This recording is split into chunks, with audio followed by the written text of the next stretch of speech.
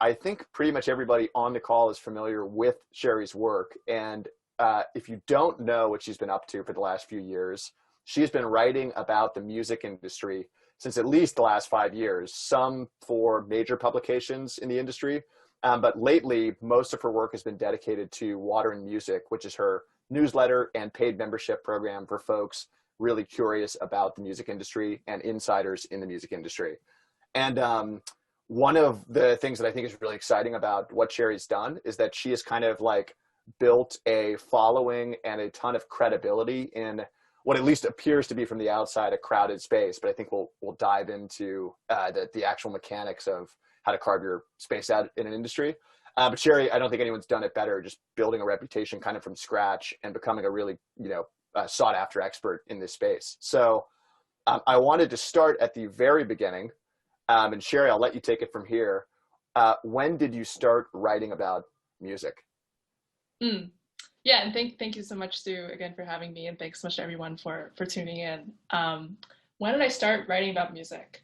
I guess as a background point, I definitely did not plan on writing full-time or professionally at all until I would say 5 or 6 years ago, around when I started taking music and tech writing seriously. I wrote a lot about music very informally, or occasionally for the student newspaper. I would write an arts column, but most of my writing was focused on actual album reviews or interviewing artists who were visiting campus, or student artists on campus as well. So the focus was very much on the creative process, I guess. But at the same time, academically speaking, I was studying both math and music, and I was really interested in how those two areas intersected from a very early stage. I guess first on the more creative and music theory side, but then as I learned more about the music industry and how the business worked behind the scenes, I realized there were a lot of different opportunities to apply math, stats, quantitative thinking in general to solving a lot of issues that were coming up behind the scenes, especially with the rise of streaming and a lot of other tech that just has huge influence now on just how people make money in the music industry. So I did a couple of internships in the business. I did a shadowing experience at Interscope Records. I've worked at Ticketmaster, very different, I guess, business on the live side, and at a couple of music startups as well. Again, never planning to write in this whole process, but I guess through these experiences, having a lot of my own ideas about where the industry could go or opportunities that I thought the music industry was overlooking. And then I had this kind of informal writing under my belt. And then super randomly, I go to this media career fair that's happening on my college campus. And I almost didn't go. My friend dragged me there. And then I'm kind of walking around, don't really feel like I belong. And I walk past the Forbes table, and there's an issue of Forbes with Katy Perry on the cover. I think it was their 2015 Celebrity 100 issue. And I was like, this is the only music related thing in the whole room. I'm just gonna go there and see what happens, strike up a conversation. That's the only thing I really know how to talk about, in this room. And the person who happened to be at that table was Forbes' current senior editor for entertainment. His name is Zach Greenberg. And he is also super into music and tech, super into hip hop, which I was a fan of personally at the time. And so we had a really great conversation going. And then I mentioned my interest in music and tech, and he immediately was like, we need more contributors to write about music streaming for us. This is actually a big growth area for our entertainment coverage. If you're free, you should submit samples and maybe start writing for us. And this was my junior year, and I definitely did not know what to do in my life at the time, so I was kind of just open to taking any kind of opportunity. And I'm really grateful that, in this super serendipitous interaction, I got to meet Zach and take on this gig. And so I would say that was my first foray into freelance writing about the music industry, and for, I guess, an actual bigger publication, as opposed to just my own blog or I guess publications on campus. And from there, I immediately fell in love with the writing process as a way to engage with these issues. And so I've stuck with it ever since. Yeah, I think serendipity is there's always this narrative hindsight that I think we all have where, Yes.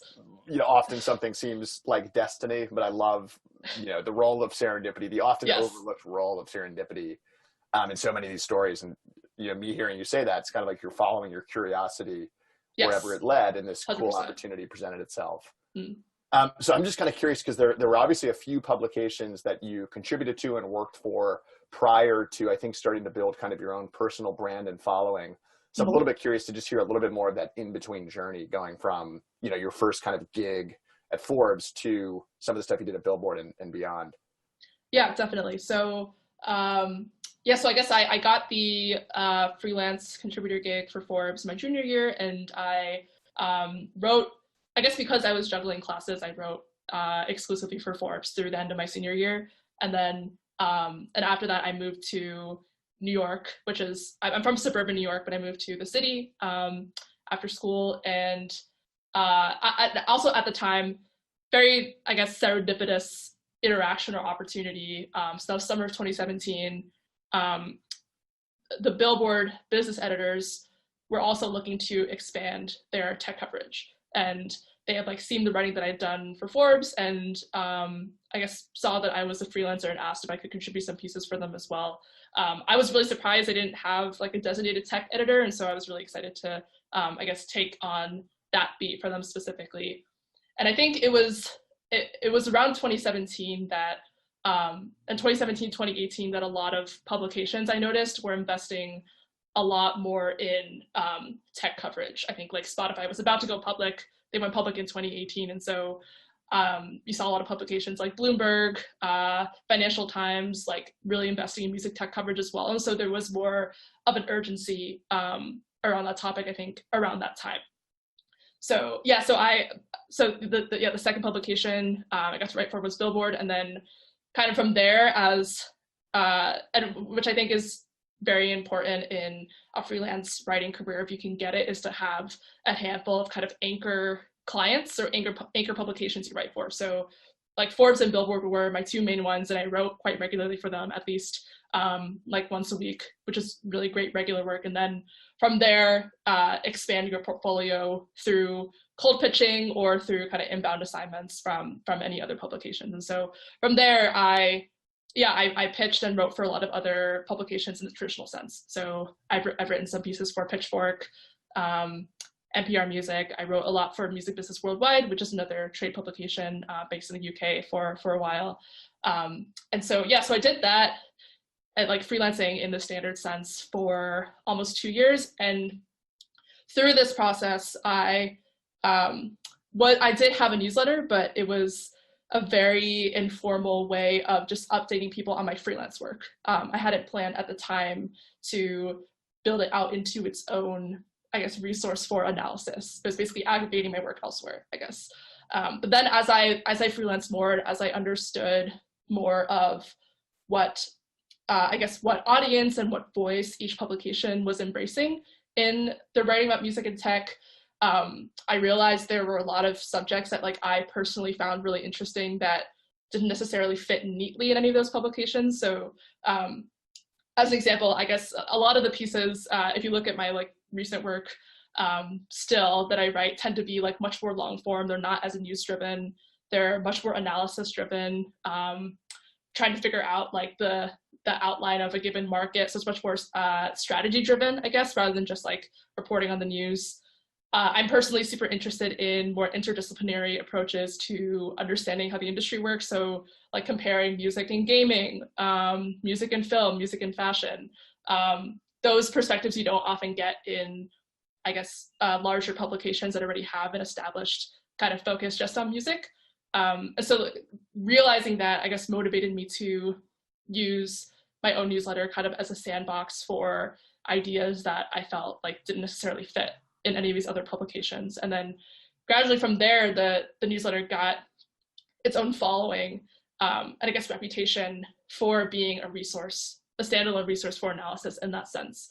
And then it got to a point kind of early last year, January, February 2019, where I guess just by doing the numbers and doing some research on, I guess, how newsletters converted from like free to like paid subscribers or members, which yeah, happy to talk about later. I thought I was at a big enough size where I could try to start making that transition to monetizing my newsletter and then eventually building it into I guess a full-time operation, which it is now. So I launched a Patreon membership for my newsletter in February 2019. And it still took, because I was still making most of my income from traditional freelancing, it took definitely around a year, I would say, to fully make the transition. So now so as of like March of this year, I make definitely most of my income from my own newsletter and then still freelance on the side. I think it's still important to do and fun to do. But yeah, it definitely wasn't like an overnight switch, like I'm going to stop freelancing and then just grow out this newsletter. I think it was important, at least for myself, to be able to have access to those opportunities still, and I guess grow the newsletter more slowly from there. Well, that's wonderful. I think it's just such an enormous milestone that you know, I think is like the ultimate moment of truth for an independent publication and a niche kind of like media company. So I think that's like unbelievably productive. And yeah, I'm sure it's a grind to kind of get there. So one thing I'm really curious about is just rewinding, even when you were doing primarily freelance work, what were most outlets and writers writing about, and how did you maybe see things differently? You touched on it there with kind of the interdisciplinary approach, but how did you think about kind of like the opportunity to pick fresh ideas to write about versus, you know, maybe what these other folks were focusing on? Yeah, it's a great question. I think at the time, and to an extent still now, so if you think about like the main publications that are a source of music industry reporting, so like Billboard, Variety, Rolling Stone, the Wall Street Journal to an extent, Bloomberg now to an extent, definitely is a pattern in that they all tend to focus on the biggest companies in the industry in terms of like where they focus their reporting. So like what are the major labels, financials, which artists did they sign, how, I guess what moves is like are Spotify and Apple Music and all these bigger streaming services making, which makes sense for those publications because they are aiming for a much more mainstream audience. They're aiming for scale, which is in part due to their business model of being mostly ad driven. A lot of their readers work at these big companies, and so I think they're trying to cater to them as well. Whereas, yeah, I do remember when I first started writing a lot for Forbes, the articles that I think resonated the most with people, or that like I guess I got feedback about in terms of filling in a much needed gap, were focused on music startups. So like what startups were coming up that people weren't covering because I guess didn't have a big enough of an audience or enough revenue for whatever reason, but still had really interesting underlying ideas. And I think I was much more driven by the ideas and also trying to document the, I guess, next generation of companies and entrepreneurs and artists who were coming up, as opposed to focusing just on the incumbent companies. And yeah, interestingly, Forbes, I guess, being a company that is also super mainstream, surprisingly, I found in like their contributor model, they are super interested in like digging down into these niches as well. So I really leaned into that early on. It helped me in terms of getting interviews, because I find that most startup founders, if you reach out to them with a press opportunity, they'll say yes, unless they're like very hardcore in stealth mode. They always do want to tell their story, and so those led to like a lot of successful kind of cold pitches. It was much more organic in that sense, and so yeah, so I think that was definitely an entry point and a gap that I saw early on. I guess another point that I'll make is that the likes of Billboard and Variety and Rolling Stone are definitely experts at breaking news and at, I guess, churning out, for lack of a better verb, a lot of articles on a daily basis. And that's something that, at least at this point, I don't think I can necessarily compete with. I don't want to necessarily break news better than Billboard. I think like they definitely own that in terms of like where they sit in the music industry. What I want to provide, which I think a lot of people in the on the business side especially are looking for, sorry, is like deeper analysis, sorry, that people do see a lot in other industries. Like in there's tons of analysis like this about like Netflix as an example, or like the future of film, or about the future of like software and big tech in general. And music partners with those worlds so much, but isn't treated with the same analytical rigor a lot of the time. So I think I wanted to fill in that gap as well. Yeah, and that's super exciting to me. It's funny how incentives seem to just maybe somewhat obviously shape the landscape of an industry. So if these major outlets were trying to have kind of the broadest possible appeal, writing about Spotify, there's just more people maybe interested in Spotify and in whole. So like they're going to focus on these larger companies. Yeah. And similarly, yeah, maybe with news at a certain scale, you can have the resources to like have a lot of sources and be, have this competitive advantage breaking news. Whereas as an independent writer, maybe that's not quite going to be your magic equation. So I'm definitely curious, as you started to kind of write and maybe start to invest a little bit more in your personal newsletter, how did you start to like make that maybe transition, or what were your first maybe few articles that really gave you some momentum in your in the Water and Music project? Yeah, good question. I think so. One, I guess this comes loosely from my like math and stats background, and this is certainly not unique to the music industry, but I think for an industry that like runs a lot on like reputation and image, I think it like tends in this direction a lot more, is that people will often take certain like data points and metrics at face value. So for example, YouTube, there's a stat going around a couple years ago that YouTube has paid out like $1 billion to artists, and that was like something to be celebrated. But I kind of like critiqued that, and I guess questioned like where is that lion's share of money actually going? And that's a lot of the articles that I wrote early on kind of like questioned those kinds of metrics. Another article that I wrote early on that I guess actually this was not for my newsletter, but I guess an example of like an ethos that I tried to embrace. So it was a piece for Billboard about how like a lot of Spotify playlists, for example, will have a couple million followers. So I think Mint is like a big EDM playlist on Spotify that has probably like 4 or 5 million followers at this point. But I talked to a lot of artists and managers who said that it actually doesn't get that much engagement. And like that was a story that a lot of people who I guess were touching that part of the industry were experiencing like as a reality check, but for some reason wasn't like making it into the press. And so I'm definitely motivated by because like by those kinds of stories of like digging deeper into the numbers and figuring out I guess a lesson that I think is par for the course in like journalism and reporting is that like the press release is almost never like the actual story, or almost never like tells the complete version of the actual story. So I always like challenge myself to kind of dig deeper, especially when numbers are involved.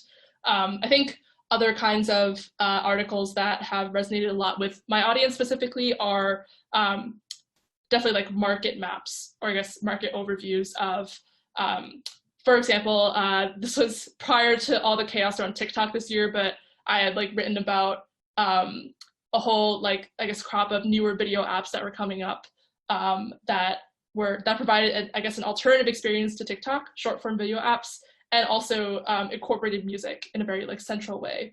I think a lot of people, at least in the music industry, were asking like, is TikTok, is it just a zero sum game? Like what other apps are there? And so I'm always interested in kind of opening up people's eyes in the industry to other kinds of I guess apps that are available aside from the ones that get the most coverage. Another example is, I guess in the streaming world, there are a lot of niche streaming apps and communities that focus just on specific genres. So like there are a bunch that focus just on classical music. There are a couple that focus just on jazz. There's one that focuses just on metal and is like doing really well. It doesn't get as much coverage. So I always try to kind of unveil that entrepreneurial activity that's coming up from the bottom.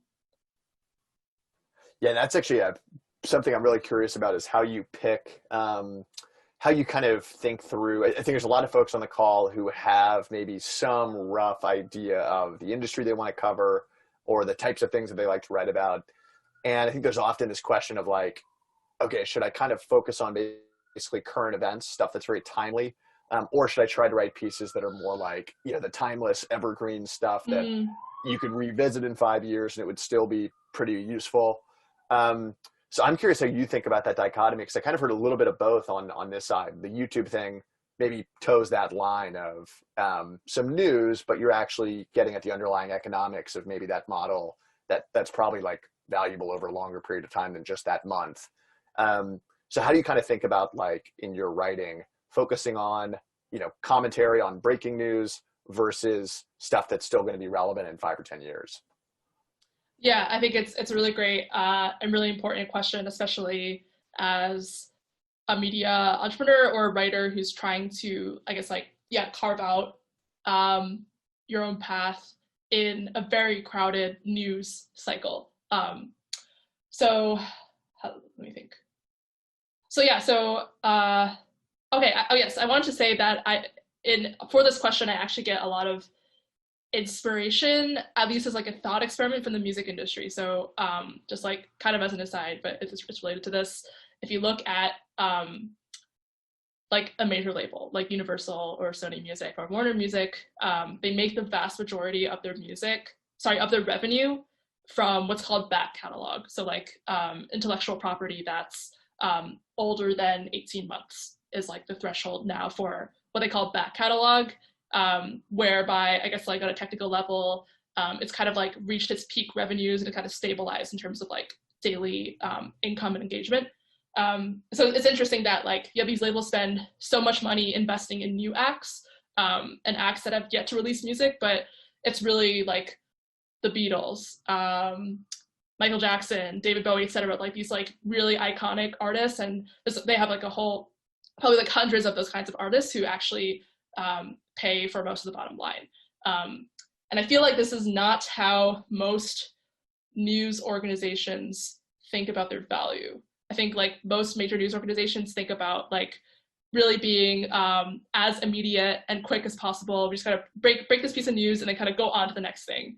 And I kind of want to, yeah, even still like challenge myself to think about like, how do you build a media company or a media brand or like a collection of articles where the value of a given piece of writing lasts much longer than just the news cycle, and lasts much longer than just a day.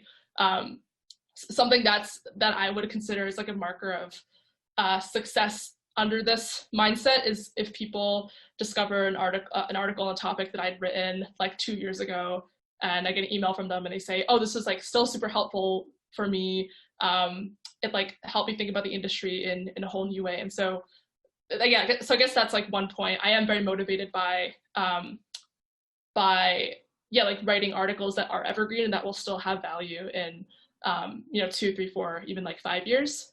That said, there definitely is a balance between definitely in the context of like an email newsletter or even like a website, getting people to click on the article as soon as possible, and also making sure that it'll still be valuable kind of long after people click for the first time. And I do think what really, I guess, gets people's attention in the moment and retains their attention is, I guess, just trying to, so especially this year, not just in music, in any industry, I feel like there's just like so much going on. This year feels especially chaotic, and people are looking for guidance as to like how to connect the dots among everything that's happening. Like it's one thing to have like push notifications of every single piece of breaking news like get pushed to your phone, and which could be a very quickly like overwhelming experience. And I've like been in that position and very quickly been like, okay, like how do I make sense of all of this? I think that's like ultimately like the driving question that then allows you to dive deeper into historical context and kind of craft an argument that's more evergreen. I can give an example actually of a piece that should be coming out later today. So in the last week, Kanye West has been like on a very long Twitter rant, like posting all of his contracts. He posted a lot of his like proposals for how the music industry should change, and yeah, regardless of what you think about Kanye, he definitely has some issues, but I think a lot of like the points that he raised in this rant like is valid. And one of the tweets that stood out to me as someone who focuses on music and tech is this notion of Y Combinator for music. He's like, there should be some form of Y Combinator for music where artists can, you know, learn the ropes in a safe environment and then have more leverage.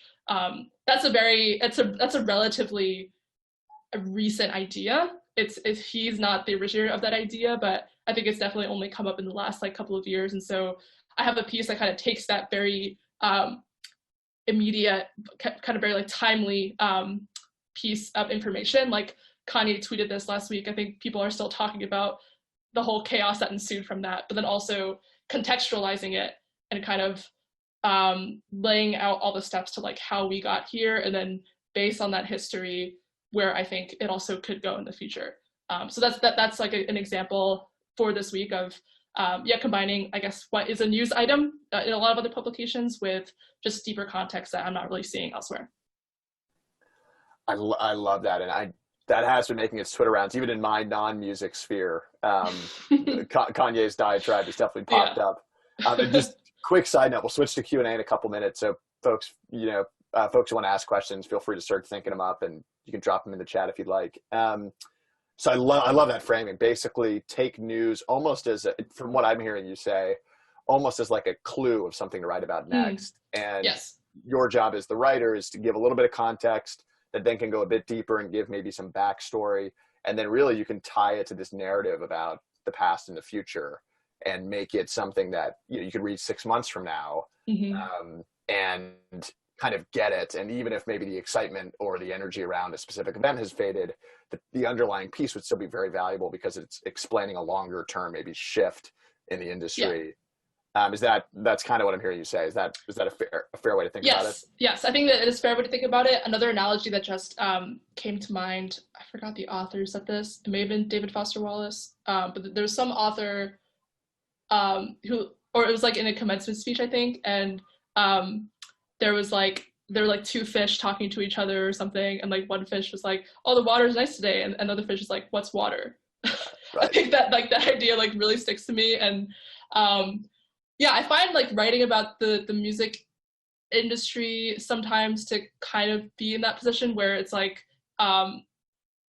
where I think rightfully so in a valuable way they are like digging deeper into issues that are super specific to the music industry, like how deals are done or which label signed whom. And I guess especially as someone who's more motivated by like these interdisciplinary ideas and like systems like level thinking, I guess I'm more motivated to like reveal what the water is. Like the music industry is just one tiny if you like follow the money and look at the economics of it, the music industry is a tiny sliver of the tech industry, of like the playing fields where Spotify and Apple Music and Amazon Music are operating.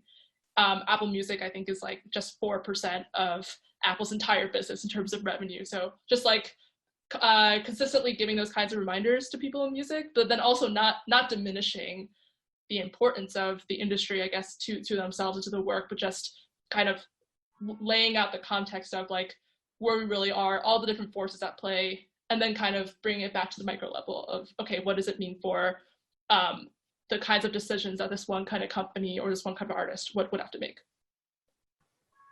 I love that. And I think it captures the spirit of what I was hoping this conversation to be, which is like how you've created kind of a unique positioning for your own writing in again, the space where there's maybe a lot of publications and a lot of folks, at least a lot of armchair commentators.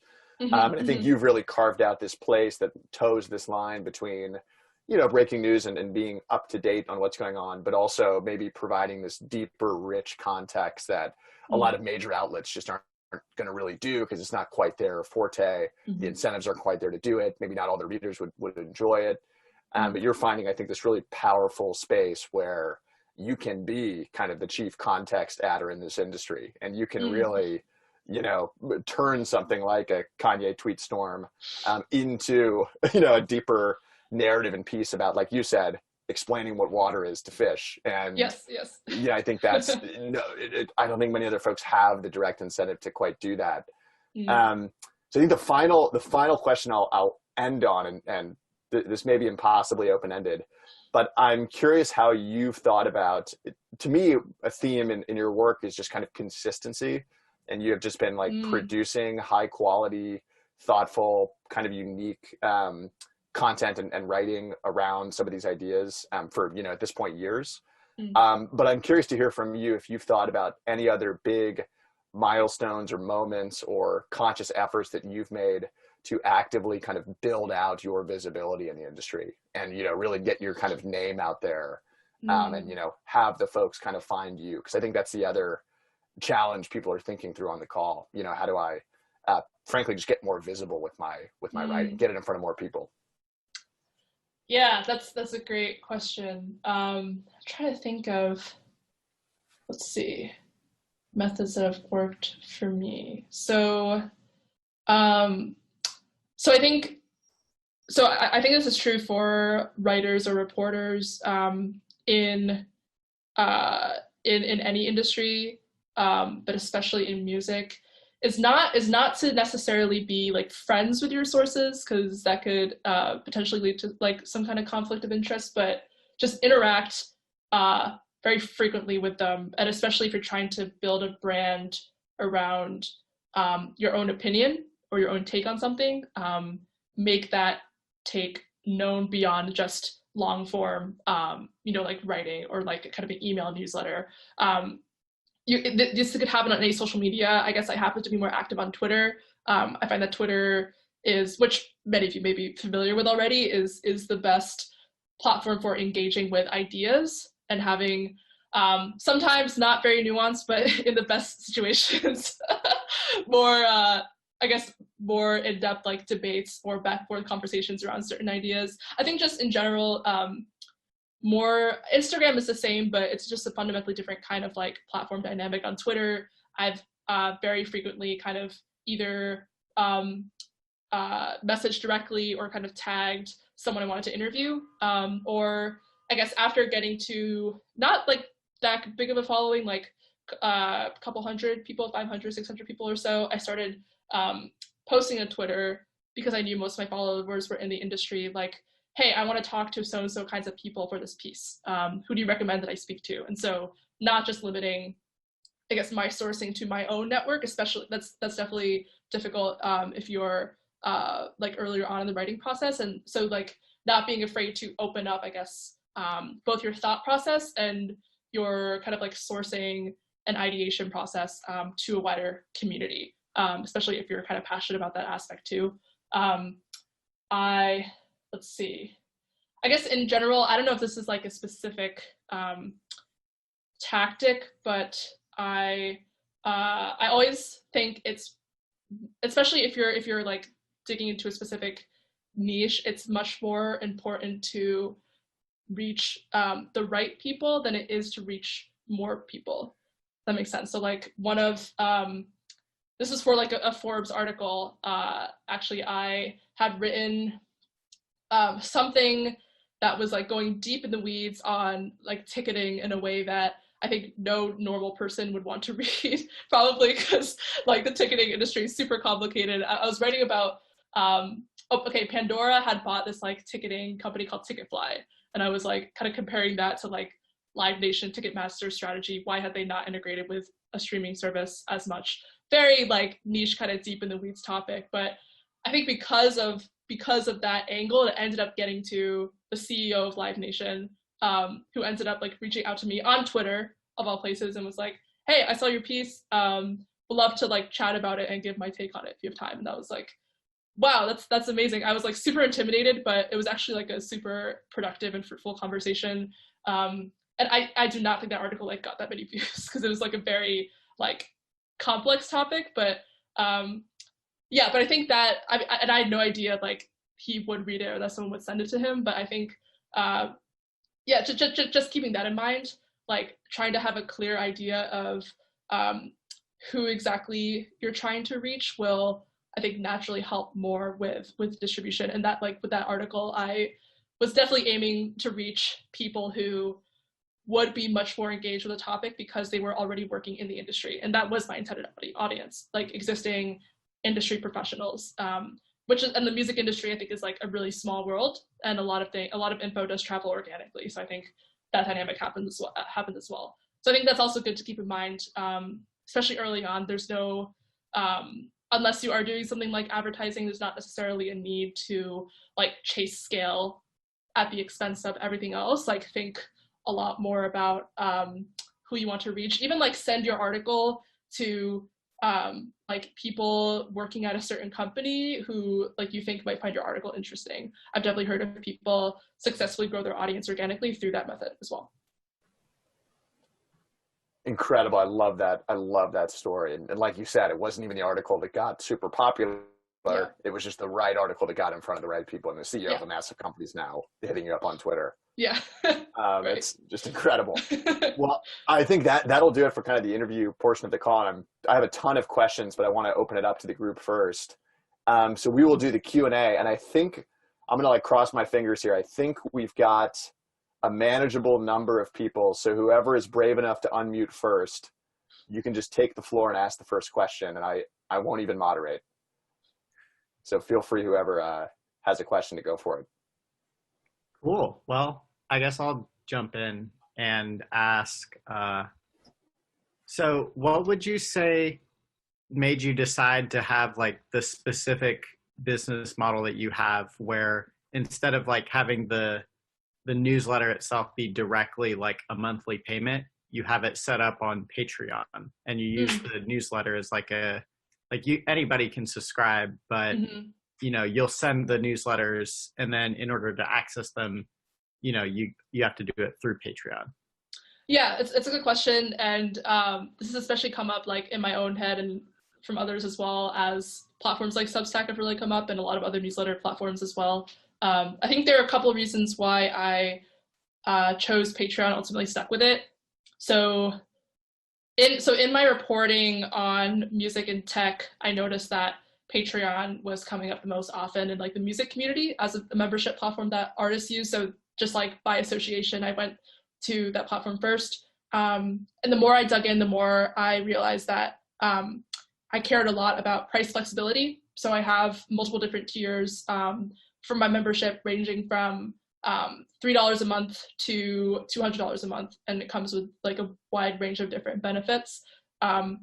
Whereas I think the majority of other platforms, or Substack being the most popular example, their whole MO is simplicity. And so it's like you only set one monthly and one annual rate, which I think works for a lot of people, but it was kind of different from what I was aiming for in terms of my philosophy around kind of similar to platforms like Bandcamp as well, like letting people pay or contribute however much they wanted to contribute or could, and then getting benefits in return.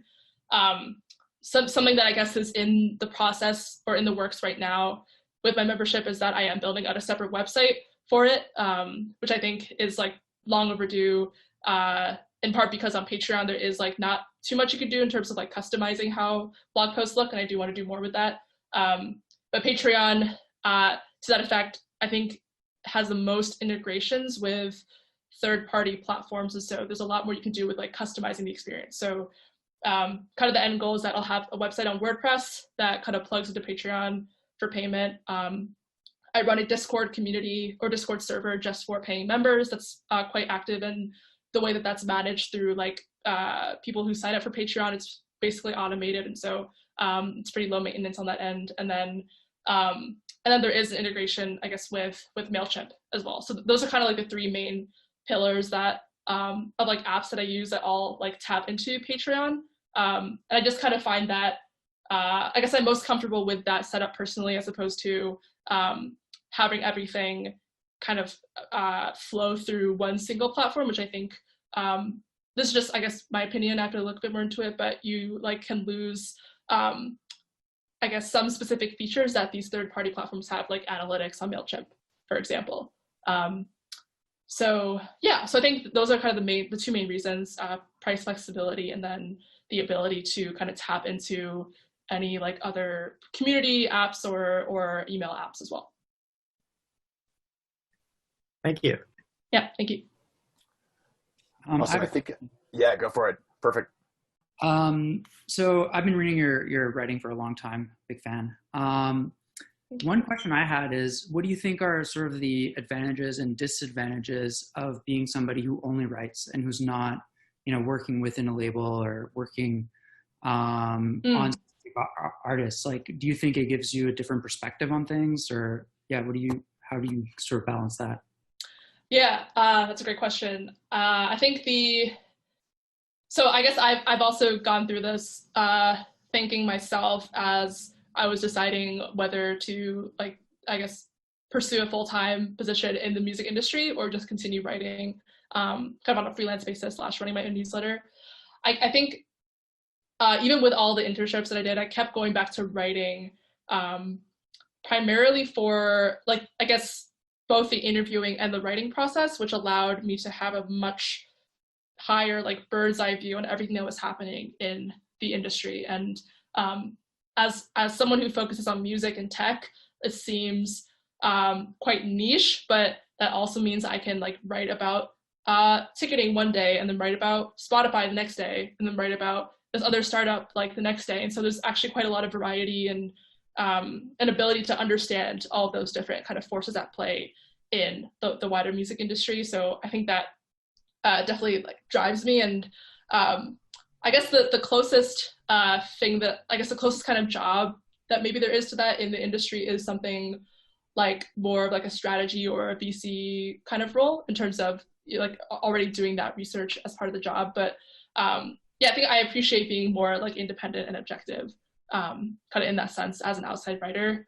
That said, I definitely have these haven't been, like, super prohibitive, but, like, the music industry definitely, like, runs on NDAs to an extent. And so, like, often I'll, like, try to talk with someone who's, like, building a new company, and they'll, like, mention Beef Prescription briefly, and they're like, oh, you have to sign an NDA to like, for us to tell you more about it. And I'm like, no, I'm not going to do that.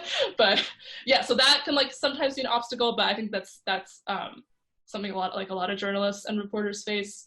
I will say I definitely have more empathy and understanding of, I guess, of, like, artist entrepreneurship and, like, how that all works, having run a Patreon page now, because I think, like, the mindset of, I guess, writing for a lot of outside clients as you would as a freelance writer versus, like, building your own brand as a team of one. I think it's a super different mindset and a super different, like, set of skills that you have to have and kind of tap into day to day. So that's kind of helped, I think, in specific articles about, like, memberships or about like, artist businesses ask sharper questions, I like to think. So yeah, I'm trying to think what else. I think those are the main, like, benefits in terms of having, like, the bird's eye view of what's going on. Main drawbacks, I guess, are like, I guess, not being able to be in the room and, like, understand necessarily, like, the full story of what's going on. And but I think that's just, like, a natural barrier that a lot of, like, writers have. And I guess the key to that is also just to build trust with people over time. Not in, like, not in kind of, like, a exploitative kind of way where, like, you're trying to, like, get secrets out of them, but just, like, build trust that you actually understand what's going on in the industry. Because I think a lot of people do fear that things will just be miscommunicated or misconstrued. So trust is a big part of, like, alleviating that issue as well. Awesome. Thanks. Yeah, thank you. Awesome. Anybody who is next, feel free to unmute and ask a question. Otherwise, I have a mountain of them, but. Hey, can you guys hear me okay? Yeah, loud and clear. Sweet. Awesome, cool. Hey, Cherie, jumping over from the Discord. What's Hi, up? yes. I just have, like, a really short, like, simple question, I guess, because I really related to when you were talking about how you just get, like, all these push notifications and you're like, oh my god, what do I do with this now? Yeah. So do you have any, like, favorite writers or publications that you go to first? Are you asking about music industry news specifically, or just, like, news in general, just, like, stuff in general? That's a good question. I mean, so given that publications like Billboard, Rolling Stone, and Variety do like focus on just like churning out news, and I think they're like mostly comprehensive. I do try to at least like skim their pages like once or twice a day. So no, sorry, once every day or two. There's a newsletter that Music Ally gives out that may be behind a paywall actually, but they have the best daily news roundup of like music and tech news, and they're like much more comprehensive, and they also do cover a lot of like early stage startups as well. So I check that every day. There's a like I guess the aggregator newsletter called Music Redef, or like standing for Music Redefined, and it's curated by Jason Hirschhorn, who is on the board of Pandora, I believe, but is also just like randomly a big music journalism fan, and so every day will I guess collate a lot of the best like music industry and music I guess journalism kind of pieces. So I follow that. Aside from that, there isn't anyone.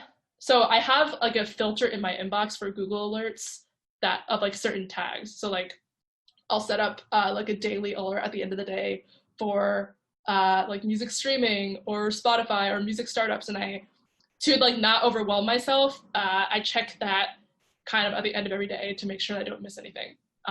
So I'll do that every day or two as well. So that's kind of like, I guess, yeah, I try to like go to resources that will like batch all these hypothetical notifications together, so I don't have to like necessarily get it kind of as they all come. In terms of yeah, like individual people, I realize that a lot of the individual reporters I follow, most of them are actually not in music. So one exception would be Elias Light at Rolling Stone. I think he has like a lot of the most interesting, more investigative stories about the music industry. I follow Taylor Lorenz a lot, but she writes more about internet culture, but like she's a great like kind of North Star for understanding the internet culture and tech landscape at large, of which music is just a small subset. Yeah, I guess I follow a lot of people on Twitter and like on Medium who are more in like the VC and tech world to get kind of a sense of where they're looking in terms of like the next 10 years of change, and that definitely informs like the research that I do in terms of like issues that will impact the music industry as well. Awesome, thank you so much. Yeah, thank you. Fantastic. We've got time for a couple more if anybody wants to unmute. I have another one. Please. So whenever you're doing any kind of like special pursuit or hobby or craft, typically it's associated with having initial excitement and then kind of a dip when you realize how hard it is, and then a slow ascension up into, okay, I can handle this is fine kind of thing. And from what I understand, building a following or building a subscribers is kind of the same thing. I was just curious if you could put like a number to where each phase is as far as number of followers. Like when would you say you started building traction?